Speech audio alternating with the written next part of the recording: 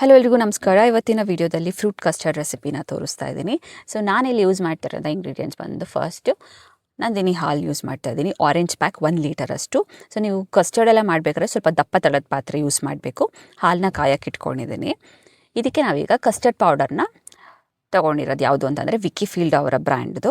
So ಇಲ್ಲಿ ಸುಮಾರಷ್ಟು varieties ಸಿಗುತ್ತೆ ನಿಮಗೆ, ಮ್ಯಾಂಗೋ ಫ್ಲೇವರ್, ವೆನಿಲಾ ಫ್ಲೇವರ್ ಅಂತ ಎಲ್ಲ 50 ರೂಪೀಸ್ ಪರ್ ಪ್ಯಾಕೆಟ್ ಬೀಳುತ್ತೆ. ನಾನಿಲ್ಲಿ ಇವತ್ತು ಯೂಸ್ ಮಾಡ್ತಿರೋದು mango flavoured custard powder. So ಹಾಲು ಕಾಯಕ್ಕೆ ಇಟ್ಕೊಂಡಾದ್ಮೇಲೆ ನಾನಿಲ್ಲಿ 150 to 200 ಗ್ರಾಮ್ಸ್ ಅಷ್ಟು ಶುಗರ್ ಹಾಕ್ಕೊತಾ ಇದ್ದೀನಿ.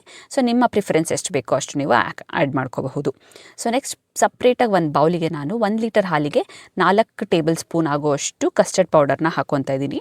ಕಸ್ಟರ್ಡ್ ಪೌಡರ್ನ ಡೈರೆಕ್ಟಾಗಿ ನೀವು ಹಾಲು ಕಾಯ್ತರೋದಕ್ಕೆ ಹಾಕಿಬಿಟ್ರೆ ಲಂಪ್ಸ್, ಗಂಟುಗಳು ಸ್ಟಾರ್ಟ್ ಆಗಿಬಿಡುತ್ತೆ. ಸೊ ಅದಕ್ಕೆ ಸಪ್ರೇಟಾಗಿ ಒಂದು ಬೌಲಿಗೆ 4 to 5 ಟೇಬಲ್ ಸ್ಪೂನಷ್ಟು ಕಸ್ಟರ್ಡ್ ಪೌಡರ್ ಹಾಕಿ ಈಗ ಕಾಯಿಸೋಕೆ ಇಟ್ಕೊಂಡಿರುವಂಥ ಹಾಲನ್ನ ಸ್ವಲ್ಪ ತೊಗೊಂಡು ಅದನ್ನು ಇಲ್ಲಿ ಮಿಕ್ಸ್ ಮಾಡ್ಕೊತಾ ಇದ್ದೀನಿ.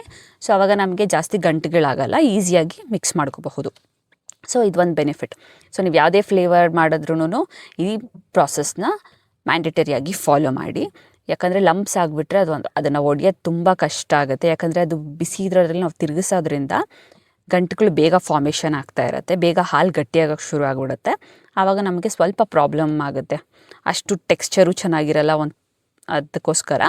ಸೊ ಇಲ್ಲಿ ನಾವು ಈ ಪ್ರೊಸೀಜರ್ನ ಫಾಲೋ ಮಾಡ್ಕೊತಾ ಇದ್ದೀವಿ. ನೀಟಾಗಿ ಎಲ್ಲ ಡೈಲ್ಯೂಟ್ ಆಗಬೇಕು, ಅಲ್ಲಿವರೆಗೂ ಇದನ್ನು ಮಿಕ್ಸ್ ಮಾಡ್ಕೊತಾ ಇದ್ದೀನಿ. ಈ ಪೌಡರ್ ಎಷ್ಟು ಯೂಸ್ ಮಾಡ್ತೀರೋ ಅದ್ರ ಮೇಲೇ ಕಸ್ಟರ್ಡ್ದು ಥಿಕ್ನೆಸ್ ಡಿಪೆಂಡ್ ಆಗುತ್ತೆ. ನಿಮಗೆ ಎಷ್ಟು ಬೇಕೋ ಅಷ್ಟು ಆ್ಯಡ್ ಮಾಡ್ಕೋಬಹುದು. ಈಗ ನೆಕ್ಸ್ಟ್ ಇಲ್ಲಿ ಹಾಲು ಕುದೀತಾ ಇದೆ. ಸೊ ಇದಕ್ಕೆ ನಾನು ಮಿಕ್ಸ್ ಮಾಡ್ಕೊಂಡಿರುವಂತಹ ಕಸ್ಟರ್ಡ್ ಪೌಡರ್ದು ಲಿಕ್ವಿಡ್ ಏನಿದೆ ಅದನ್ನು ಹಾಕ್ಕೊಂಡು ಕಂಟಿನ್ಯೂಸ್ ಆಗಿ ಇಲ್ಲಿ ನೀವು ಮಿಕ್ಸ್ ಮಾಡೋಕ್ಕೆ ಶುರು ಮಾಡಬೇಕು. ನೀವೇನಾದ್ರು ಕೈ ಬಿಟ್ಟರೆ ಏನಾಗುತ್ತೆ ಅಂತಂದರೆ ಲಂಪ್ಸ್ ಆಗೋಕ್ಕೆ ಶುರು ಆಗುತ್ತೆ. ಈ ಪ್ರೊಸೀಜರಲ್ಲಿ ನೀವು ತಿರುಗಿಸ್ತಾನೆ ಇರಬೇಕು, ಕೈ ಬಿಡ್ದಂಗೆ. ಒಂದು 3-4 ನಿಮಿಷ ಹಾಲು ಯಾವಾಗ ಗಟ್ಟಿಯಾಗೋಕ್ಕೆ ಶುರು ಆಗುತ್ತೆ ಅಂತ ನಿಮ್ಗೆ ಅನಿಸುತ್ತೋ ಅಲ್ಲಿವರೆಗೂ ಚೆನ್ನಾಗಿ ಕೈ ಆಡಿಸ್ತಾ ಇರಬೇಕಾಗತ್ತೆ.